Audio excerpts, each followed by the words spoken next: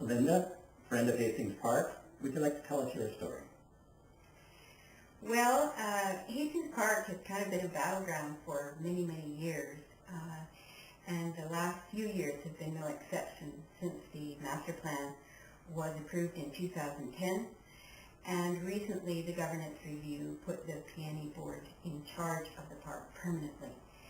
So that has been a long struggle for us in this community to try to have a park that is governed in the public interest.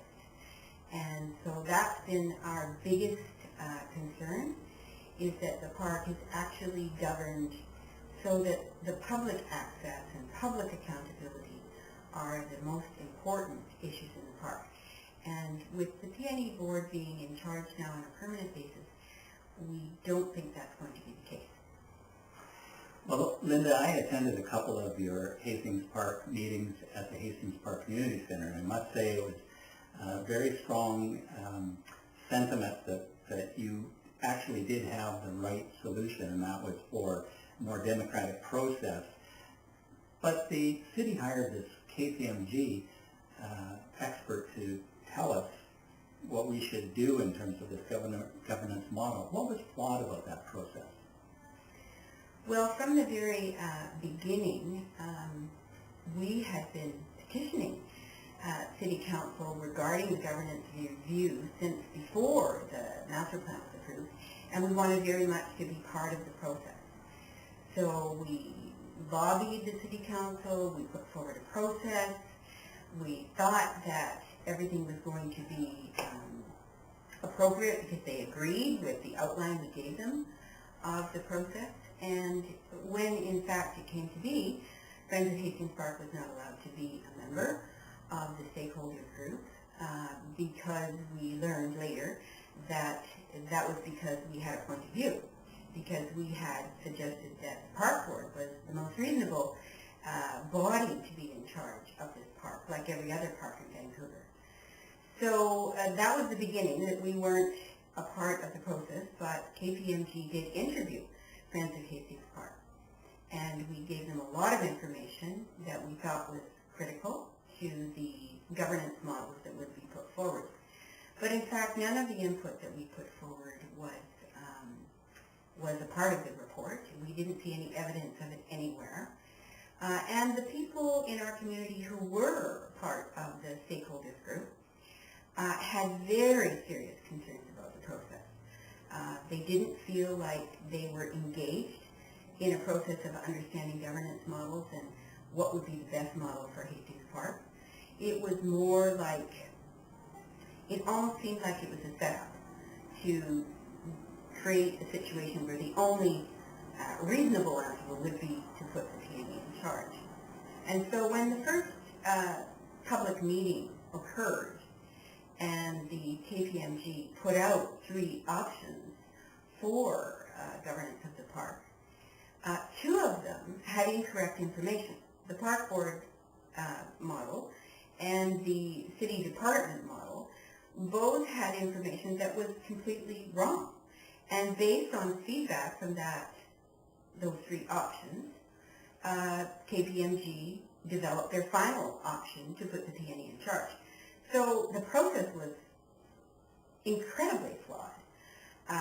People involved in the stakeholders group were most upset.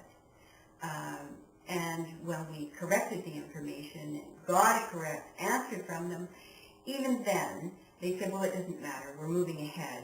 This is the option that we're recommending, that the PNE board be in charge. So for us, we felt like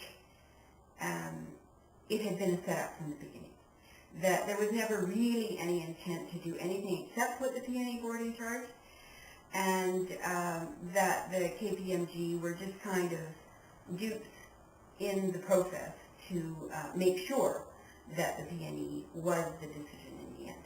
And indeed, that was the case. Well, Linda, it's interesting. There's a polling station, voting district number 30, just south of the Hastings Park Community Center. They had a 29% voter turnout of eligible voters. Interestingly, the candidate for mayor was an NPA candidate that had the majority of the votes in that particular voting district. Do you think that type of thing has any bearing on decisions that the city makes with regard to things like Hastings Park? I don't think it specifically has anything to do with it. I don't believe this city council or any city council looks at the polling results and says we'll favor this area or that. But clearly, the east side of Vancouver suffers from not getting too much attention from this city council.